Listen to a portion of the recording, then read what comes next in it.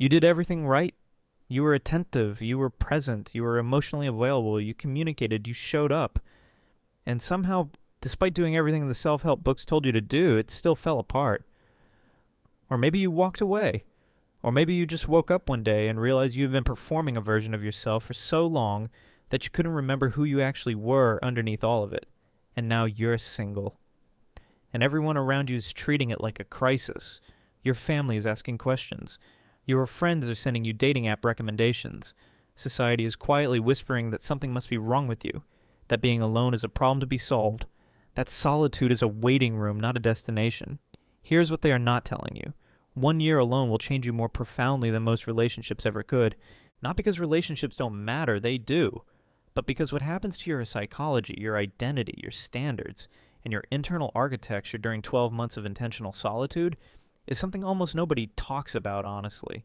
Most people are terrified of being single for a year, not because they hate being alone, but because they are afraid of what they will find when the noise stops, when there is no one to text, no one to perform for, no one to soften your edges for, just you, and the silence, and everything you have been avoiding. Today, you're going to understand exactly what 1 year alone does to your mind, your leverage, your standards, and your ability to choose. Not from a place of theory, from a place of psychological reality. And by the end of this, you will understand why the people who have done it, who have genuinely committed to 1 full year of solitude and self-reconstruction, come back to dating as entirely different people. Calmer, sharper, more attractive, more dangerous in the best possible way. Let's start with something most people don't want to admit. When you are always in a relationship, always moving from one person to the next, never giving yourself real space between connections, something happens to your identity that is slow, quiet, and almost invisible while it is occurring. You start to adapt, not in the healthy, mature way, in the compromising way, in the way where you adjust your opinions slightly to avoid conflict, where you soften the parts of yourself that make the other person uncomfortable, where you begin to measure your own value through someone else's response to you. Did they text back? Did they seem impressed? Did they stay? This is called our identity diffusion, and it is far more common than anyone admits. When your sense of self becomes tangled with another person's perception of you, you stop being self-authored. You become reactive. Your mood tracks their mood. Your confidence tracks their attention. Your sense of direction tracks whether or not the relationship feels stable that week. And the longer you stay in that cycle, the more you forget what your actual preferences are, what you actually want, what you actually think, without filtering it through someone else's potential reaction. Here's the binary that matters. There's a self-authored life, and there's a reactive life. In a self-authored life, you generate your own sense of direction, value, and stability from the inside. In a reactive life, you're constantly calibrating yourself based on external feedback.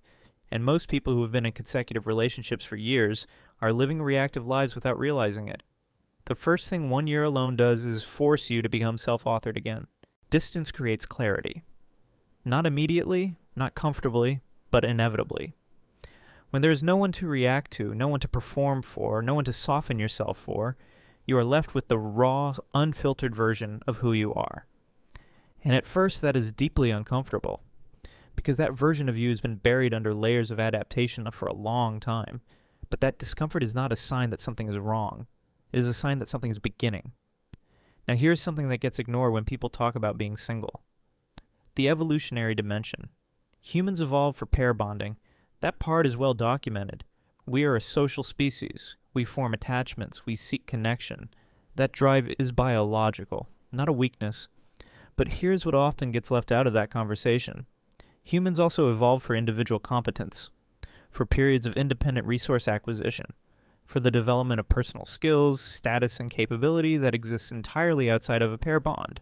In fact, in ancestral environments, a person who could not survive and thrive independently was a liability in a relationship, not an asset. Think about that. The drive toward solitude, toward self-sufficiency, toward building yourself as an individual is not a deviation from human nature. It is part of it. The most attractive people across evolutionary history were not the ones who needed the most.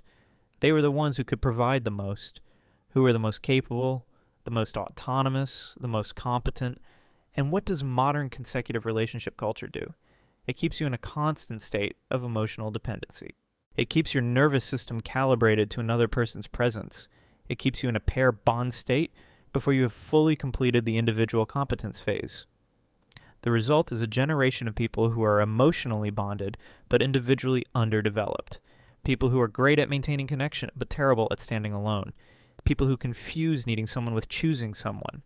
1 year alone forces a recalibration. It forces your nervous system back into individual competence mode. And the effects of that recalibration are dramatic, measurable, and begin earlier than most people expect. In the first 90 days, something specific happens that almost nobody's prepared for. You go through withdrawal, not metaphorically, neurologically. If you have been in a relationship or a series of relationships, your brain has been receiving regular doses of dopamine through a very specific delivery system. Text messages, replies, attention spikes, romantic tension, the back and forth of early attraction. The anxiety and relief cycle of wondering whether someone likes you and then receiving confirmation that they do. That cycle is neurologically similar to other addiction cycles. The uncertainty creates craving. The resolution creates a spike. The craving returns. The cycle continues. When you go single and you remove that delivery system entirely, your brain does not immediately feel peaceful. It feels restless, anxious. It starts searching for the signal. Why haven't they replied? Who can I talk to? Why does everything feel flat and meaningless right now? That flatness is not depression. It is detox.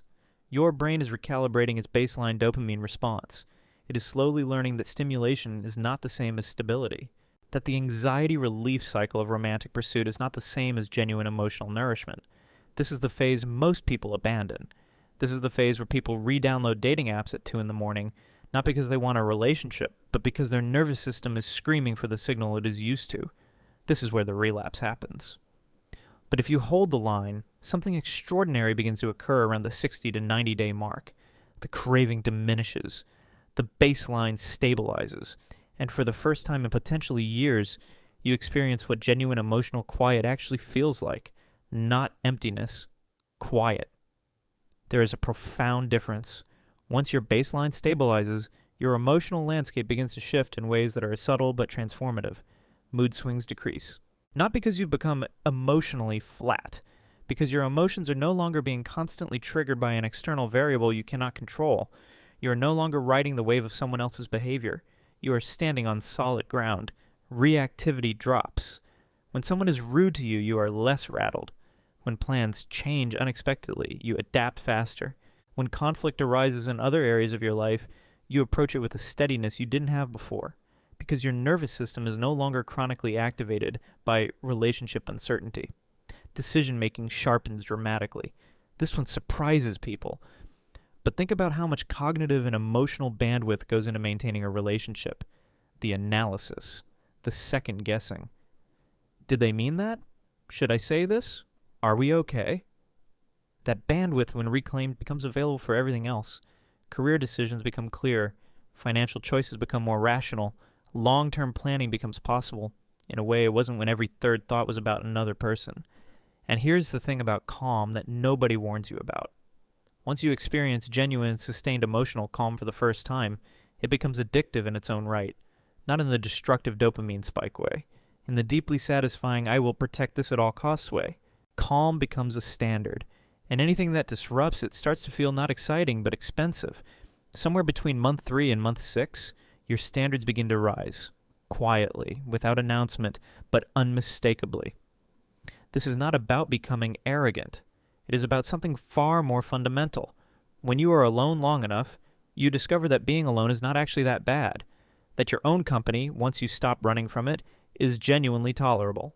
Sometimes even enjoyable. That you can cook a meal for yourself and sit in silence and not feel like a failure. That a Saturday alone can be productive and peaceful, rather than a reminder of what you don't have. And once you discover that being alone is survivable, even preferable to certain alternatives, your tolerance for nonsense collapses. You start to notice things you used to overlook. The person who is consistently dismissive and then charming in a cycle. The person who only reaches out when they need something. The dynamic that feels exciting at first but leaves you vaguely anxious in a way you cannot name. The relationship that looks good in pictures but costs you your peace every single week. Before, you tolerated those things because the alternative was being alone. And being alone felt worse. Now, being alone feels fine. Better than fine. Being alone feels like your baseline, and it is a good baseline, which means anything that wants to disrupt that baseline has to genuinely improve your life to earn access to it. This is not a lonely mindset. This is an abundance mindset. The difference is everything. A lonely mindset says, I need to find someone before I'm too old, too intimidating, and too set in my ways. A lonely mindset accepts less than it deserves because options feel scarce. An abundance mindset says, I am fine. I am building something. I know what I bring. And whoever wants to enter this space needs to match it or add to it, because I will not downgrade my life to accommodate someone else's limitations. Around this same period, something happens to your focus that changes the trajectory of your life in ways that will still be visible a decade from now. The energy that used to go into impressing someone gets redirected. Think about how much energy goes into a relationship, not just the time, the mental energy, the emotional energy, the creative energy, the financial energy, the constant low-grade performance of showing up as someone attractive, stable, interesting together. When all of that energy becomes available for your own life, the compounding effect is staggering. People who spend a year seriously single, not passively single, but intentionally invested in their own development, come out the other side physically transformed. Because when you are not trying to be attractive for someone, you start trying to be powerful for yourself. The fitness is no longer about impressing on a first date. It is about who you are becoming. That shift in motivation produces a completely different level of commitment. Their careers accelerate, because the ambition that was being softened to avoid threatening a partner, or the time that was being spent managing relationship dynamics, gets poured into professional direction. People start businesses, earn promotions, finish degrees, not because they became more talented, but because they became more available to themselves. Their financial direction sharpens, because when you are not trying to maintain a social performance for someone else's benefit, your spending becomes more intentional, your saving becomes more serious, your long-term planning becomes real rather than theoretical, and perhaps most importantly, their skill stacking accelerates. Languages, instruments, physical disciplines, creative practices, all of the things they kept saying they would get to but never did, suddenly become possible. Because the space is there, and the motivation is internal rather than performative. Purpose replaces performance, and purpose, as a motivational force, is infinitely more sustainable. Now here's where things start to get interesting and counterintuitive. Around month 6, something happens to your social presence that has nothing to do with trying. When you stop needing attention, you project something different, not aloofness, not arrogance, something quieter and more powerful than both. You project calm detachment, the kind that comes not from playing games, but from genuinely not needing the outcome. Your tone of voice changes. When you speak to people, including people you are attracted to, you are not quietly auditioning. You are not tracking their micro-expressions for signs of approval. You are simply present, curious, unbothered by whether they are impressed. Your body language changes. The subtle, anxious energy that used to leak through, the slightly too much eye contact or not enough, the tension in the way you hold yourself when you want someone to like you, it disappears. Because you genuinely do not need them to like you. You are fine either way. And that, paradoxically, is wildly attractive. Here's what scarcity actually means and why most people misunderstand it. Scarcity is not about making yourself unavailable on purpose. It is not about waiting 48 hours to reply or pretending to be busy when you are not. That is not scarcity. That is performance. And people can feel the difference. Real scarcity comes from real independence. It comes from a person whose attention is genuinely valuable because that person's time is genuinely full and meaningful. When someone like that gives you their attention, it means something, because you can feel that they do not need to. That scarcity cannot be manufactured.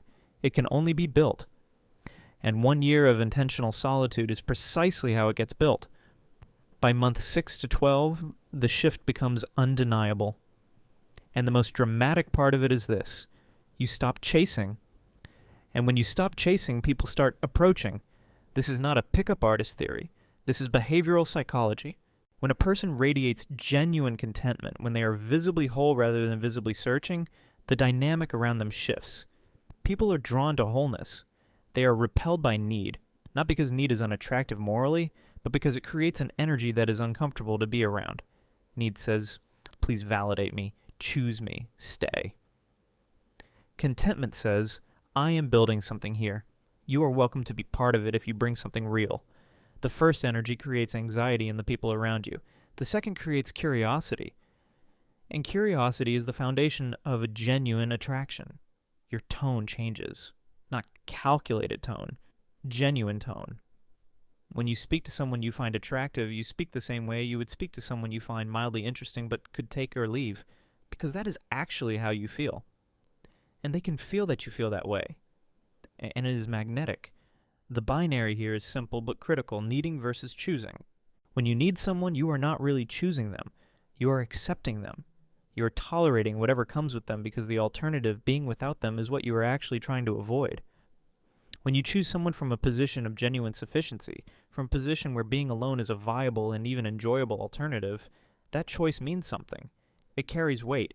It creates a dynamic that is based on genuine mutual value rather than mutual avoidance of loneliness. Once you have experienced sustained peace, once your nervous system has had months of genuine calm instead of the chronic low-grade activation that comes with emotional dependency, something inside you undergoes a permanent recalibration. You refuse chaos disguised as passion. This is one of the most important shifts that happens, and one of the hardest to explain to someone who has not experienced it. Because in a culture that romanticizes intensity, that frames emotional turbulence as evidence of deep feeling and conflict as proof of passion, this shift can initially feel like you have become cold. You have not become cold. You have become discerning. When you have lived in genuine peace for long enough, you can feel the difference between excitement and anxiety, between chemistry and instability, between depth and drama.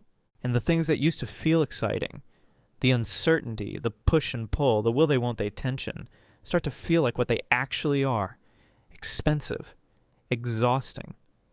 A familiar discomfort that you used to mistake for aliveness, peace becomes non-negotiable.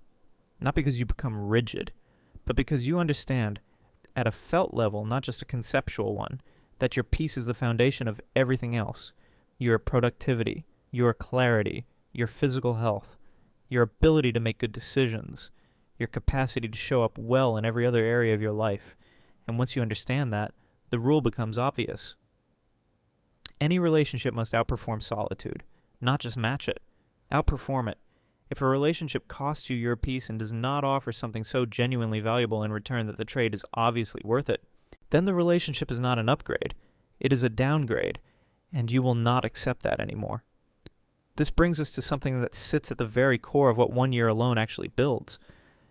And it is the thing that most people spend their entire lives without developing: emotional self-sufficiency.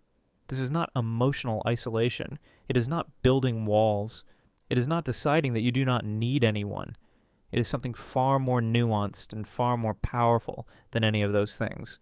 Emotional self-sufficiency means that your fundamental sense of okayness does not depend on another person's behavior. It means that when someone pulls away, you do not panic. When silence falls, you do not spiral. When someone chooses not to choose you, it stings perhaps for a moment because you are human, but it does not destabilize you. It does not send you into a week of rumination and self-analysis and desperate review of every interaction trying to figure out what went wrong. You know who you are. You know your value, not arrogantly, accurately. And that internal validation is stable in a way that external validation never can be. Before this year, if you are honest with yourself, your confidence tracked the relationship. When it was going well, you felt good. When it was uncertain, you felt anxious. When it ended, you felt worthless in a way that had nothing to do with your actual worth, because your sense of value was stored in that external system. After this year, your confidence lives inside you. It is portable. It goes where you go. It does not need to be recharged by someone else's approval. It does not collapse when someone withdraws it. And that changes everything about how you show up in every relationship you enter from this point forward. Let's talk about leverage, because this is where the psychology meets the practical reality of how relationships actually work. When you can genuinely walk away, you negotiate better in everything. Not just relationships, life, business, friendships, any dynamic where someone might be tempted to take advantage of you, to push further than they should, to test whether you will accept less than you deserve. The person who cannot afford to walk away is the person who accepts bad terms in business, in friendship, in love, because their fear of losing the deal, losing the connection, losing the relationship overrides their ability to hold a standard. But the person who has spent 12 months building a life they genuinely love being the only inhabitant of, that person can walk away, not as a tactic, not as a bluff. Actually, they can look at a situation that does not serve them, feel the discomfort of potentially losing it, and still say no. Because they know with absolute clarity what the alternative looks like. And the alternative is fine. That is not leverage as a manipulation strategy. That is leverage as a consequence of self-sufficiency. And it transforms your position in every negotiation you will ever enter. When you do not fear being alone, you choose better. You are not selecting from the options available to someone desperate. You are selecting from the options available to someone who can afford to wait, someone whose baseline is already good, someone whose yes actually means something because their no is genuinely available. Dependence weakens leverage, always, in every context. The moment someone knows you cannot afford to leave, they know they can push the boundary further. Not necessarily maliciously. It is just how psychology works. We test the limits of what is acceptable, and the limit is set by what the other person is willing to accept. 1 year alone removes that weakness from your operating system entirely. There is another dimension to this that is more subtle, but equally important. Your time becomes genuinely valuable. Not theoretically valuable, not valuable as a strategy. Actually valuable? Because it is full. You have built a life during this year. You have projects you care about, physical disciplines you are committed to, relationships with friends and family that are nourishing, and real, creative, or professional work that is meaningful. When someone asks for your time, they are asking for something that has genuine opportunity cost, and they feel that, not because you told them, because it is true. And the truth communicates itself in ways that no amount of calculated or unavailability ever could. Attention becomes earned. This is not about playing hard to get. It is about the simple reality that when a person's attention is genuinely scarce, receiving it means something. When you spread your attention freely, when you are available to anyone at any time because you have nothing else pulling you, that attention carries no weight. It is easily given and easily dismissed. And when your attention is genuinely in limited supply, when it has to compete with a full, interesting life, giving it to someone is a real gift. And the people who receive it know that. They feel the difference. They respond differently because something real is at stake. So let's be direct about what is actually happening in the dating dynamic when you have done this work versus when you have not. Dating from loneliness looks like this. You're on the date and you are not really evaluating whether this person is right for you. You are performing. You are monitoring their response to you. You are trying to be impressive enough, interesting enough, attractive enough. You are, underneath everything, hoping they choose you. And that hope creates a desperation that leaks through no matter how carefully you try to hide it. It changes your voice, your timing, the way you laugh at things, the stories you tell. Everything is just slightly skewed toward trying to produce a specific outcome rather than genuinely discovering whether this person is worth your time. Dating from strength looks like this. You are curious, genuinely curious. You are watching, listening, assessing, and not strategically, naturally, because you actually want to know whether this person is interesting, whether they're honest, whether they have depth, whether they are the kind of person you want in your life. And you are comfortable with either answer, because if they are not, you have a full life to return to. The difference in how you come across is dramatic. The difference in the quality of people you attract is even more dramatic. Filling a void versus adding value. That is the real binary. When you are lonely, you are filling a void. You will accept almost anyone who makes the emptiness feel smaller for a while. When you have built a life you genuinely love, you are asking whether someone adds value to something that already works. Those are two completely different criteria, and they produce two completely different kinds of relationships. Now let's slow down for a moment, because this part matters in a way that everything else has been building toward. There is a distinction that most people never make clearly, and it is the distinction between love and need, between choosing someone and depending on someone, between a relationship built on genuine connection and a relationship built on mutual avoidance of being alone. Need creates attachment. That is true. But need is not love. Need is desperation with a romantic label attached to it. When you need someone, when your emotional stability, your sense of value, your ability to function depends on their presence, you are not choosing them freely. You are holding onto them out of fear. And relationships built on that foundation, however intense they feel, are fragile because they are not about the other person. They are about what the other person prevents you from having to feel. Choice creates something different when you can walk away and you choose not to. When being alone is genuinely available to you, and you decide that this particular person, with their particular qualities, their particular way of moving through the world, is someone you want beside you. That is not need. That is selection. And the relationship that grows from genuine selection is built on a completely different kind of foundation. The healthiest love is voluntary, not compensatory. It is not love that says, I need you to feel whole. It is love that says, I am whole, and I want you anyway. I am choosing this with open eyes and full autonomy, and that choice changes the entire texture of the relationship. It changes how you treat each other, how you navigate conflict, how you handle distance or difficulty, because neither person is terrified of the other leaving, because neither person has outsourced their fundamental sense of okayness to someone else's continued presence. That kind of relationship is only possible for people who have done the work of becoming whole alone. Here's why most people cannot do this, and it has nothing to do with strength or weakness. Silence exposes things. When the noise of a relationship stops, when there is no partner to talk to, no dynamic to manage, no emotional situation to analyze or navigate, you are left alone with your interior life. And for a lot of people, that interior life has things in it they have been successfully avoiding for years. Insecurities that were temporarily soothed by a partner's attention. The wound that says I am not enough, kept quiet by someone's consistent presence. Purpose deficits. The absence of a clear sense of direction or meaning that was disguised by the complexity and busyness of relationship management. Unresolved patterns that keep appearing in relationships but are easier to blame on the other person when another person is always present. Distraction feels safer than introspection. This is not a character flaw. It is a human tendency. The mind avoids pain. And the pain of looking honestly at yourself, at your patterns, your fears, your limitations, is real. It is uncomfortable in ways that are hard to anticipate until you are sitting inside it. But here's what nobody tells you about that discomfort. It is finite. The avoidance is infinite. You can spend your entire life moving from relationship to relationship, using each new person as a temporary solution to a permanent internal problem. And the problem will still be there, reappearing in different costumes, producing the same outcomes, generating the same frustration, or you can sit with it for a year, face it, work through it, not by forcing epiphanies, but simply by staying present in the discomfort long enough for it to reveal itself, be understood, and lose its power. 1 year is not that long. It sounds long. It feels long at the beginning.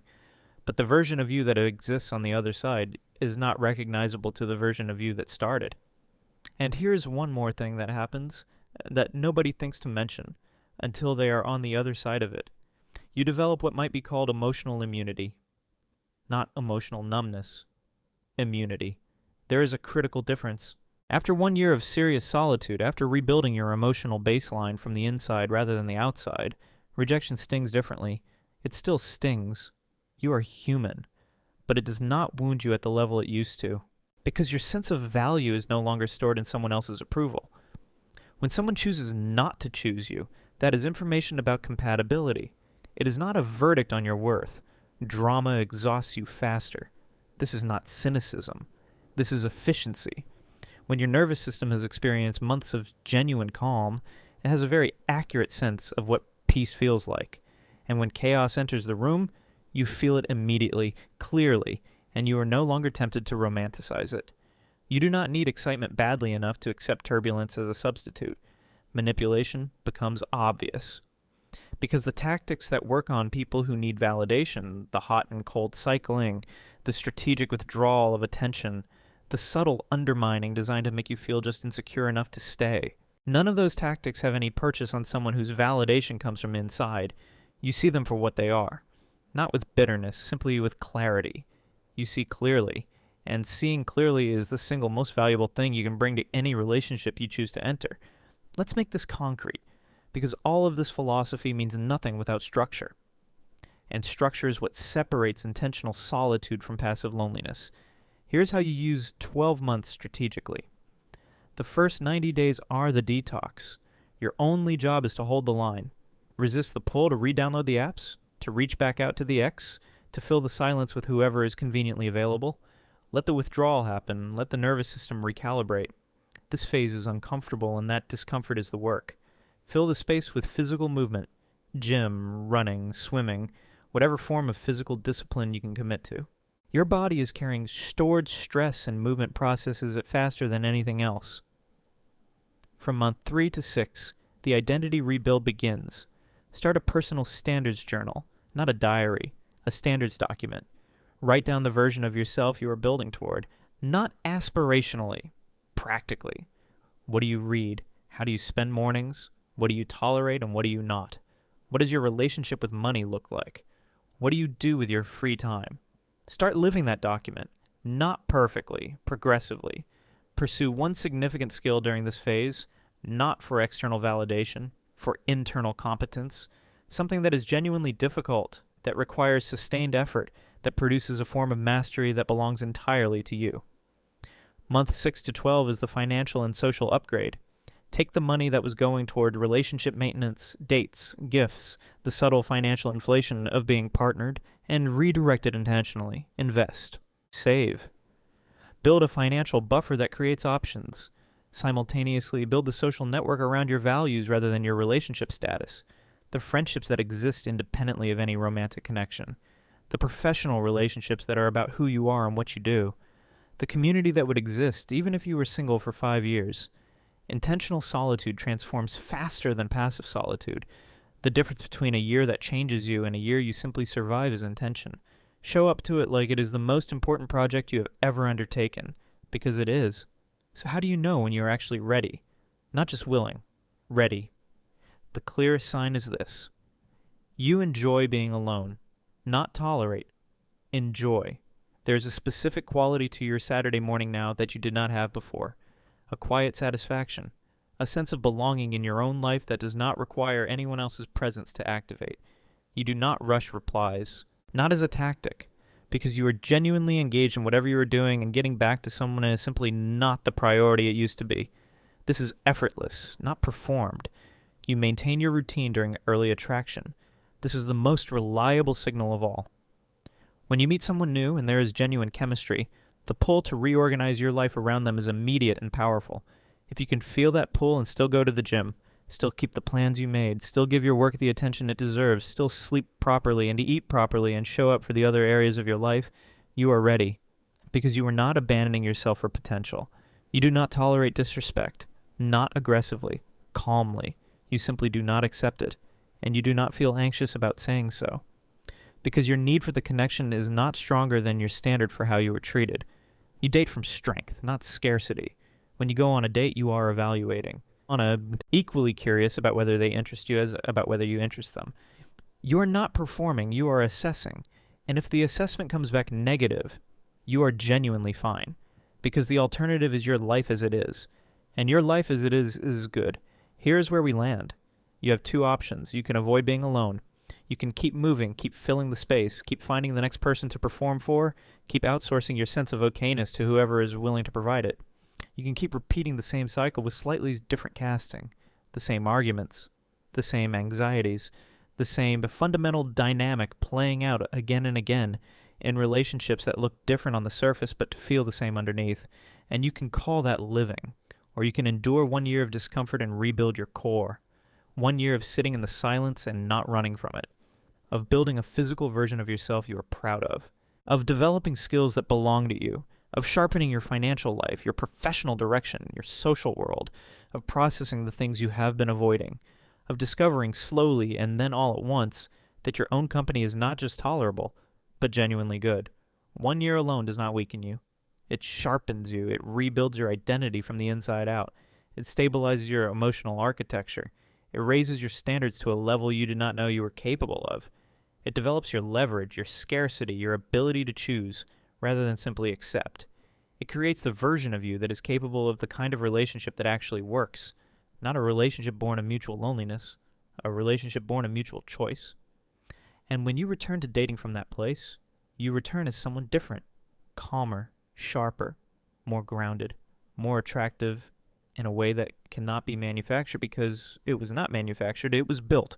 Through months of discipline and discomfort and genuine self-investment, you return with leverage. You return with standards. You return with the ability to see clearly. Choose growth. Choose discipline. Choose peace first. Master solitude. Master choice.